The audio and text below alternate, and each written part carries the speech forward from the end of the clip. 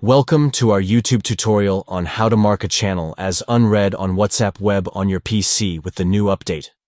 To get started, open web.whatsapp.com on your browser. Once you're on the website, look for the channels icon and click on it. This will take you to the list of channels you're subscribed to. Next, scroll through the list until you find the channel that you want to mark as unread.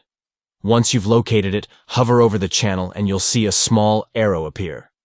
Click on the arrow, or you can also right-click on the channel to bring up a menu. In the menu that appears, look for the option that says Mark as Unread and click on it.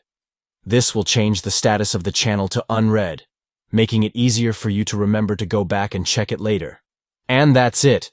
You've successfully marked a channel as unread on WhatsApp Web. This feature can be helpful for staying organized and keeping track of important messages that you might want to revisit later. Thank you for watching our tutorial, and we hope this guide has been helpful for you. Be sure to subscribe to our channel for more tips and tricks on using WhatsApp Web and other platforms.